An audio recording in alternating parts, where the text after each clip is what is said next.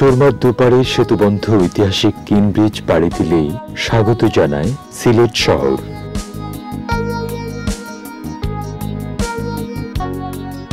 শহরের নায়রপুর এলাকায় ওসমানী জাদুঘর ভবনটির আরেক নাম নূর মঞ্জিল।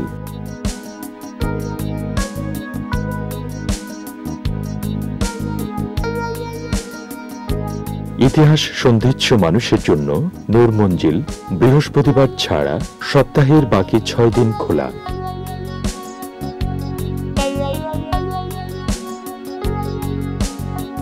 নিসর্গ ঘেরাই বাড়ি বুকে ধরে আছে সিলেটের কৃতি সন্তান মোহাম্মদ আতাউল গনি ওসমানীর স্মৃতিচিহ্ন।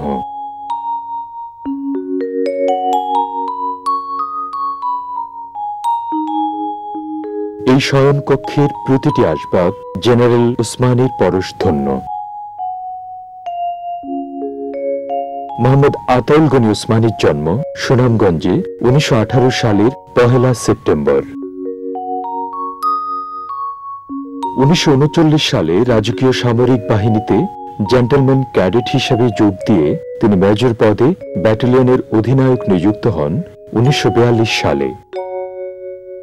দ্বিতীয় বিশ্বযুদ্ধে এমএজি ওসমানী ফ্যাসিবাদ রুখতে ব্রিটিশ বাহিনীর অধিনায়ক হিসেবে যুদ্ধ করেছিলেন বার্মা রণাঙ্গনে। ভারত ভাগের পর ধারাবাহিক কৃতিত্বের পরিচয় দিয়ে তিনি কর্নেল পদে উন্নীত হন 1956 সালে। এমএজি ওসমানী তাঁর সামরিক জীবনের সবচেয়ে উল্লেখযোগ্য ভূমিকাটি পালন করেন 1971 সালের মহান মুক্তিযুদ্ধে। 71-এর 17 এপ্রিল মুজিবনগরে অস্থায়ী বাংলাদেশ সরকার গঠিত হলে ওসমানী বাংলাদেশ সশস্ত্র বাহিনী ও মুক্তিবাহিনীর প্রধান সেনাপতি নিযুক্ত হন এবং অত্যন্ত দক্ষতার সাথে মুক্তিযুদ্ধ পরিচালনা করেন।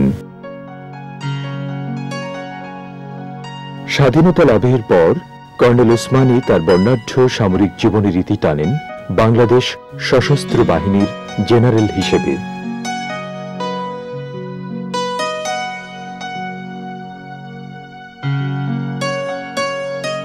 স্বাধীনতা পদক, সামরিক পদক ও ব্যাজ সহ নানান স্মারক চিহ্ন সাক্ষ্য দেয় সামরিক ও বেসামরিক জীবনের দুটি পর্যায়েই কৃতি এ ব্যক্তিত্ব নিরলস নিষ্ঠায় সেবা করেছেন দেশ ও মাতৃকার।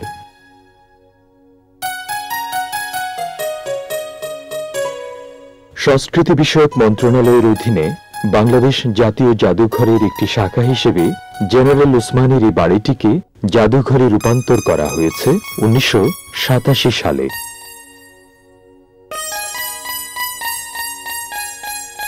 ষাট বর্গফুট আয়তনের বাংলাদেশের বিশাল মানচিত্রটি জেনারেল ওসমানী ব্যবহার করেছিলেন মুক্তিযুদ্ধের রণকৌশল নির্ধারণে।